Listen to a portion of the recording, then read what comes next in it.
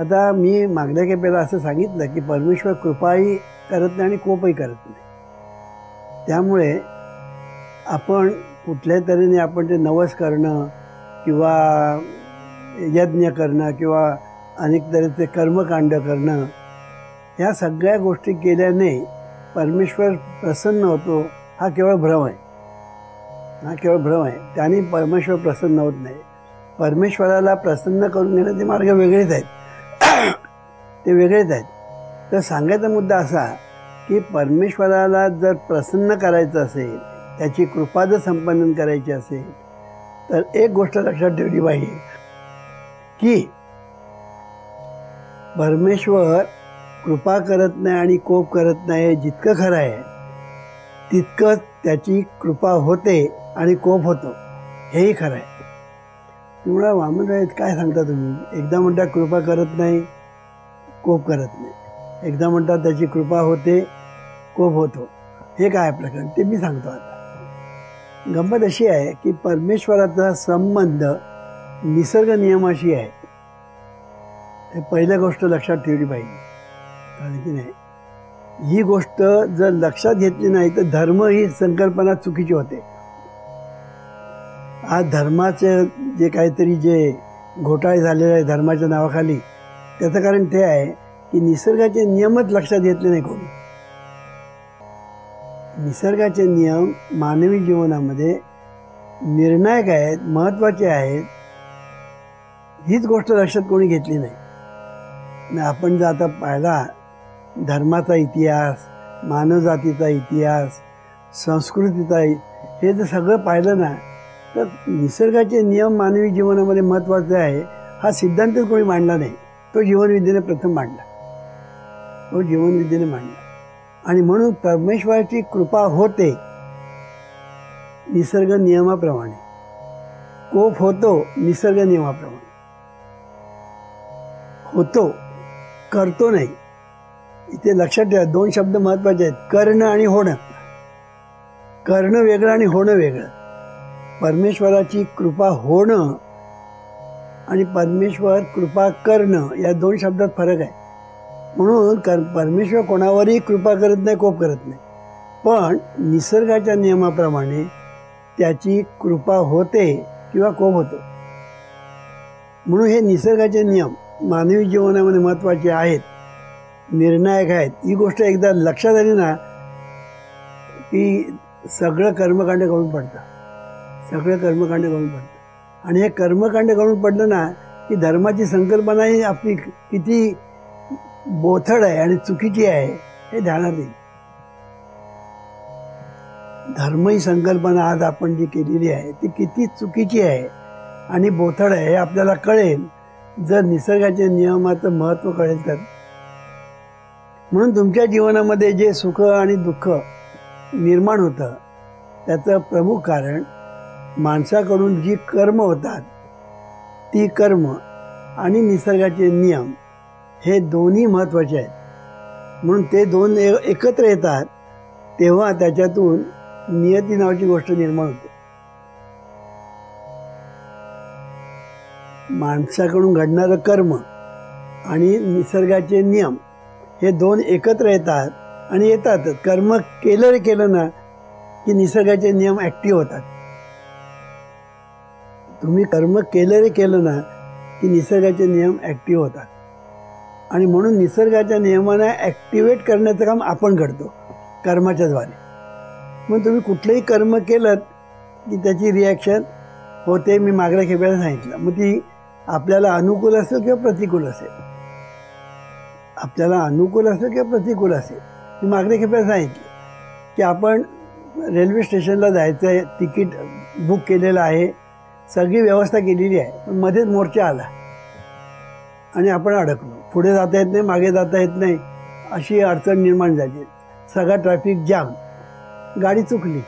आता इथे काय झालं, इथे फळ मिळालं पण ते आपल्याला प्रतिकूल फळ मिळालं, अनुकूल फळ मिळालं नाही. हे लक्षात ठेवायचं. म्हणून फळ मिळणं ह्याच्यामध्ये दोन भाग आहेत, अनुकूल फळ आणि प्रतिकूल फळ. म्हणून जीवनविद्या काय सांगते, कर्म केलं की फळ मिळतंच. अनुकूल किंवा प्रतिकूल. आणि इथे पुन्हा जीवनविद्येने सांगितलं, अनुकूल मिळणं आणि प्रतिकूल मिळणं हे तुझ्या हातात नाही, हे तुझ्या हातात नाही. म्हणून कर्मण्येवाधिकारस्ते मा फलेषु हा जो श्लोक आहे त्याचा अर्थ आम्ही असा सांगतो. ही गोष्ट एकदा लक्षात आली की निसर्गाचे नियम किती महत्त्वाचे आहेत, की निसर्गाचे नियम तुम्ही एखादं कर्म केलं की निसर्गाचे नियम ॲक्टिवेट झाले. आणि हे निसर्गाचे नियम किती आहेत? परमेश्वर जसा इन्फिनिट आहे, अनंत आहे, तसे निसर्गाचे नियम अनंत आहेत, इनकॅल्क्युलेबल. मग तू आपल्याला किती माहिती आहेत? जे माहिती आहेत ना त्यानेच आपली एवढी प्रगती झालेली आहे. मग सगळे माहिती झाली तर केवढी प्रगती होईल? उदाहरण देतो मी. गुरुत्वाकर्षण शक्ती पूर्वी पण होती, रामायणाच्या काळात गुरुत्वाकर्षण शक्ती होती आणि आपल्याही काळात होती. पण त्याचा शोध कोणी लावला? न्यूटनने. शोध कोणी लावला? न्यूटनने. मग त्याला इन्व्हेन्शन म्हणत नाही, त्याला डिस्कवरी म्हणतात. आहे की नाही? त्याला इन्व्हेन्शन म्हणत नाही, डिस्कवरी. म्हणून जे होतं ते शोधून काढणं म्हणजे डिस्कवरी. तर मी हे काय सांगतो आहे की निसर्गाचे नियम अनेक आहेत, पण ते शोधून काढणं आपली मानवजात प्रगती करू शकतो. आणि हे निसर्गाचे जे नियम आहेत त्या निसर्गाच्या नियमाप्रमाणे जीवनमूल्य ठरत असतात. नैतिक मूल्य वेगळी आणि जीवनमूल्य वेगळी. तर सांगायचा मुद्दा असा की निसर्गाचे नियम मानवी जीवनामध्ये निर्णायक ठरतात. आणि म्हणून आजपर्यंत त्याचा विचार कोणीही न केल्यामुळे परमेश्वर कृपा करतो आणि कोप करतो याच्या आहारी लोक गेले. आणि मग त्याच्यातून नाना तऱ्हेच्या ज्या भानगडी ज्या मी मागल्या खेपेला सांगितलं, मग त्या धर्माच्या नावाखाली लढाया, धर्माच्या नावाखाली धर्मांतर, धर्माच्या नावाखाली छळ, धर्मांच्या नावाखाली नाना तऱ्हेच्या अनिष्ट गोष्टी ज्या पूर्वी घडल्या, आजही घडत आहे आणि पुढेही घडतील. त्याचं एकच कारण निसर्गाच्या नियमाबद्दल अज्ञान. ते जीवनविद्येने सांगितलं की तुम्ही एकदा निसर्गाचे नियम लक्षात घेतलेत की कृपा करणं आणि कोप करणं परमेश्वराच्या हातात नाही. ते हातात परमेश्वराच्या हातातच नाही. कृपा होणं किंवा कोप होणं हे निसर्गाच्या नियमाप्रमाणे होणार. तुमचं कर्म आणि निसर्गाचे नियम याच्यातून तुम्हाला ते फळ काय मिळायचं, अनुकूल का प्रतिकूल, ते ठरणार. ही गोष्ट एकदा ध्यानामध्ये आली की किती गोष्टीचा उलगडा होतो, किती गोष्टीचा उलगडा होतो. ते आज आपण आपली सगळी शक्ती, पैसा, श्रम, वेळ हे आपण कितीतरी वाया घालवतो, कितीतरी गोष्टीत वाया घालवतो. आणि की नाही, कितीतरी गोष्टी आपण वाया घालतो की उपासनेच्या नावाखाली आपण ज्या गोष्टी आज करतो त्या, आणि जीवनविद्या सांगते उपासनेच्या नावाखाली काय केलं पाहिजे, ह्याच्यामध्ये जमीन आसमानाचं अंतर आहे. मागल्या काही वेळा सांगितलं उपासना कशाला म्हणतात? शुभ चिंतावे, शुभ इच्छावे, शुभ बोलावे, शुभ करावे, हीच उपासना, हीच आराधना, हीच भक्ती. आता ही करायचं सोडून जर आपण बाकीच्या गोष्टी, उपास, तपास, तीर्थयात्रा, व्रतवैकल्य वगैरे वगैरे करत आपण जर बसलो तर ह्याच्यातून शहाणपण येणार कसं? ह्या गोष्टी केल्याने शहाणपण कसं येणार? मी उपवास केला, निर्जय उपवास केले, शहाणपण कसं येणार? प्रकृतीवर मात्र परिणाम होणार, प्रकृतीवर मात्र परिणाम होणार. आणि त्याचे परिणाम त्याला आणि इतरांनाही भोगावे लागतात.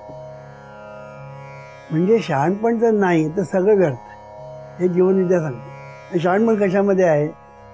परमेश्वराचं रूप आणि स्वरूप समजून घेण्यामध्ये शहाणपण आहे. आणि त्याच्यामध्ये महत्त्वाचा भाग म्हणजे निसर्गाचे नियम.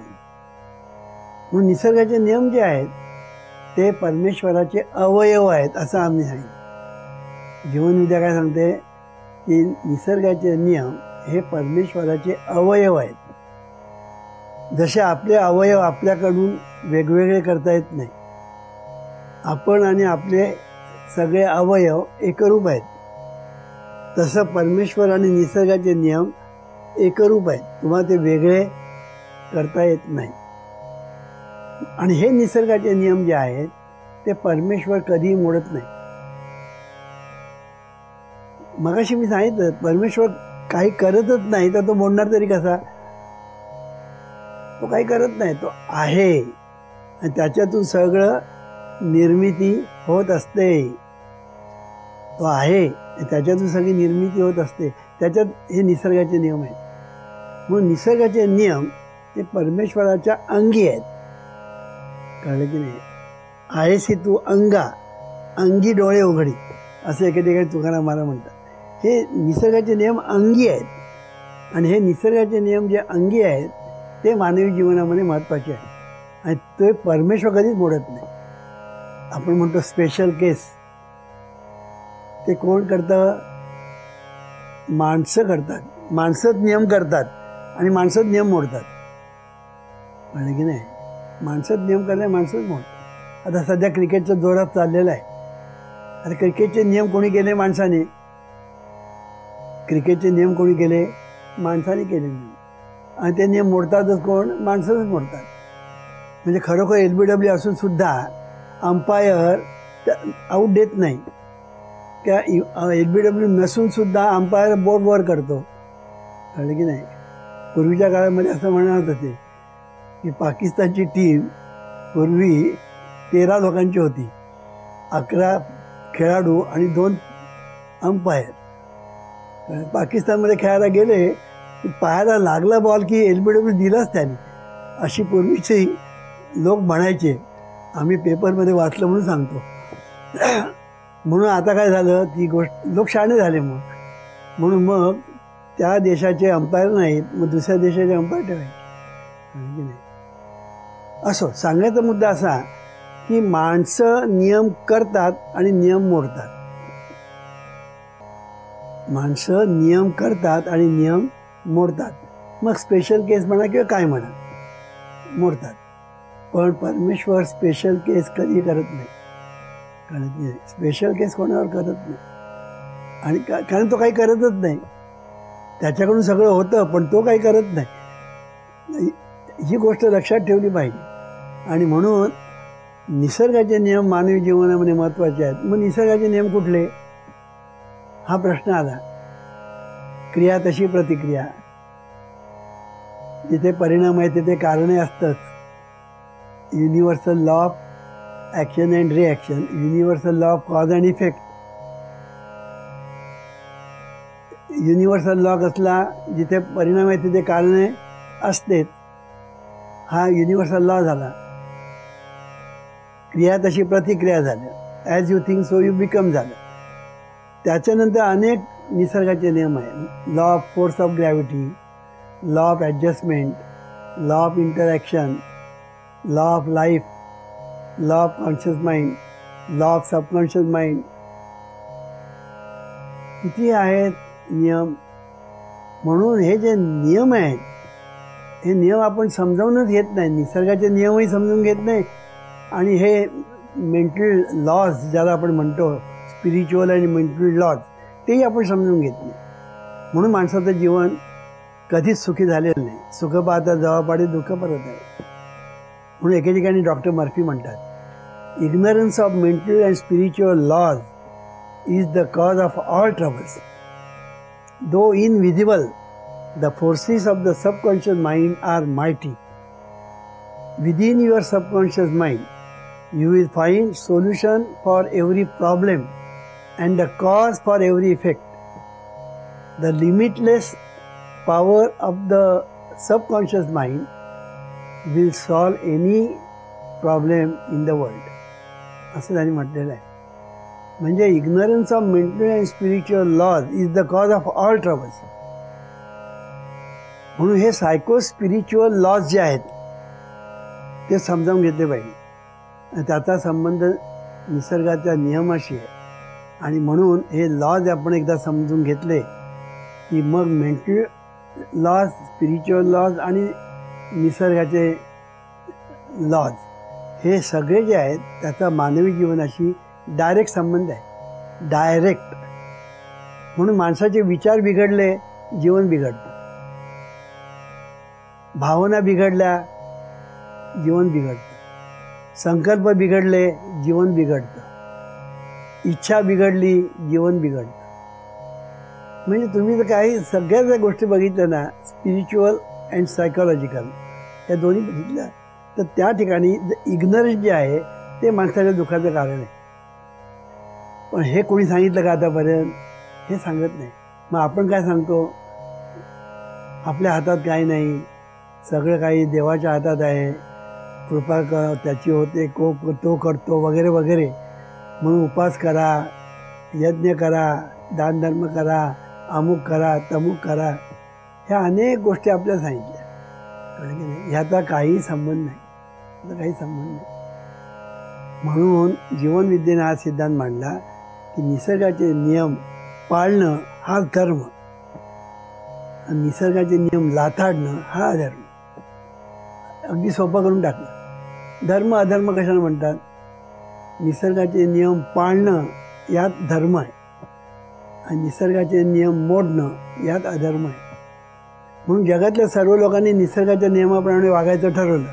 आनंदी आनंद आहे, आनंदी आनंद आहे. निसर्गाच्या नियमाप्रमाणे वागा, आणि निसर्गाचे नियम सर्वांना सारखे. आमचा देव तुमचा देव कुठे आला? निसर्गाचे नियम सर्वांना सारखे. आणि म्हणून जीवनविद्येने एवढं हे सोपं केलेलं आहे, कळलं की नाही? तत्त्वज्ञान इतकं सोपं केलेलं आहे जीवनविद्येने की ते प्रॅक्टिकल केलं पुन्हा, की तुमच्या जीवनाशी त्याचा डायरेक्ट संबंध येतो. आणि म्हणून हे निसर्गाचे नियम एकदा आपण समजून घेतले आणि त्याप्रमाणे आपण जीवन जगण्याचा प्रयत्न केला, सगळं यथासांग होतं. म्हणून धर्म कशामध्ये ते सांगितलं, उपासना कशाला म्हणतात तेही सांगितलं. शुभ चिंतावे, शुभ इच्छावे, शुभ बोलावे, शुभ करावे, यात उपासना आली, यात भक्ती आली, आराधना सगळं याच्यात आलं. आणि धर्म अधर्म कशात आलं? हे निसर्गाचे नियम मोडणं म्हणजे अधर्म, पाळणं म्हणजे धर्म. किती सोबत आलं. मग जीवनामध्ये निसर्गाचे नियम पाळण्याकडे आपल्या प्रवृत्ती झाली पाहिजे. पण निसर्गाचे नियमच जर माहिती नाही आणि त्याचा आपल्या कर्माशी संबंध आहे हेच माहीत नाही, तर पुढे बोलण्याचा प्रश्न देत नाही. आणि हे आतापर्यंत कोणीही सांगितलेलं नाही. सगळ्यांचा धर्माचा इतिहास घ्या, संस्कृतीचा इतिहास घ्या, पंथांचा इतिहास घ्या, इथे कोणीही सांगितलेलं नाही. आणि हे जर सांगितलं गेलं असतं तर जगाचा इतिहास वेगळाच झाला असता, जगाचा इतिहास वेगळा झाला. आणि म्हणून हे शुभ चिंतन करणं, शुभ इच्छा करणं, शुभ बोलणं आणि शुभ करणं, या सगळं आलं. धर्म आला, उपासना आलं, कर्म चांग आलं, पुण्य आलं. आणि ह्याच्यातून निष्पन्न काय? तुम्हाला पाहिजे ते सुख, शांती, समाधान, आनंद, यश, समृद्धी, या सगळ्या गोष्टी तुम्हाला प्राप्त होतात. म्हणून मी सुरुवातीला सांगितलं की परमेश्वराचा संबंध आपल्या जीवनाशी हा असा आहे. प्रत्येक गोष्टीमध्ये जग सुखी व्हायला पाहिजे ना, निसर्गाच्या नियमाने करा, चाला. Action reaction, action reaction. आता रामायण म्हणजे काय? Action reaction. महाभारत म्हणजे काय? Action reaction. माणसाचा इतिहास काय? Action reaction. तुमचा आमचा इतिहास काय? Action reaction. आज आपण काय करतो आणि त्याचं ॲक्शन रिॲक्शन. आज आपलं जे जीवन चाललं ते कसं? Action reaction. मग तुम्ही अरे म्हटलं की तो अरे म्हणणार, तुम्ही हसलात की तो तुमच्याकडे बघून हसेल, तुम्ही रागावलात तो तुमच्याकडे बघून रागवेल, तुम्ही हात उगारला तो हात उगारेल. ॲक्शन तशी रिॲक्शन. म्हणून शुभचिंतन करा, त्या व्हायब्रेशन आपोआप लोकांपर्यंत जाऊन पोचतात.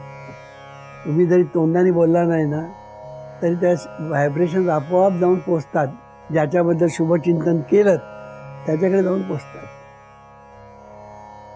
शुभ इच्छा केली त्याच्यापर्यंत जाऊन पोचतं. शुभ बोललात त्या व्हायब्रेशन त्याच्याकडे जाऊन पोचतात. आणि शुभ केलं तर बघा जात नाही. किती सोपं आहे. पण माणसं ही का करत नाहीत कळत नाही. आज बघा ना तुम्ही सिरियल्स बघा. आता सिरियल्समध्ये जे काय दाखवतात, जे काय काय ठिकाणी जे चाललेलं आहे तेच दाखवतात. सर्व ठिकाणी काय तेच चाललेलं नाही. पण जे काही चाललेलं आहे ते आता अतिशयोक्ती करून दाखवतात, तो भाग वेगळा. ती अतिशयोक्ती असते. कळलं की नाही. आता एखाद्या मुलीला पळवतात, त्यावेळेला कोणी माणसंच नसतात तिकडे. कळलं की नाही. अरे रस्त्यावर माणसंच नाहीत कोण. काय काय ते अतिशयोक्ती दाखवतात, पण ते त्यांना दाखवावं लागतं. त्याला काही इलाज नाही. कारण त्यांना जर एखादी गोष्ट रंगवून सांगायची असेल तर थोडंसं अलीकडे पलीकडे करावंच लागतं. पण माणूस हा तसाच वागतो. कारण की थोडंफार अलीकडे पलीकडे असेल, त्या सिरियलमध्ये अतिशयोक्ती असेल, पण माणूस तसाच वागत असतो. म्हणून अनिष्ट चिंतन करणं हा माणसाचा स्वभाव झालेला आहे. कारण की नाही. अनिष्ट विचार करणं, अनिष्ट बोलणं, अनिष्ट करणं आणि अनिष्ट इच्छा करणं, ह्याच गोष्टी माणसाचा स्वभाव झाल्या. आणि म्हणून सुख पाहता जवळ दुःख पडलं. पण सांगितलं काय गेलं, संसार दुःख मूळ चोहीकडे इंग. संसाराने काय केलेलं आहे, काहीच केलेलं नाही. बायका मुलांनी काय केलं, काहीच केलेलं नाही. जे केलं ते तू केलं. कळलं की नाही. आणि म्हणून जे करशील ना ते शुभ चिंतन कर, शुभ इच्छा कर, शुभ बोल, शुभ कर. यात धर्म आला, यात उपासना आली, यात भक्ती आली, यात आराधना आली, यात आरती आली, सगळं आलं. म्हणून हे करायचं की न करायचं हे तू ठरव. म्हणून तूच आहेस तुझ्या जीवनाचा शिल्पकार.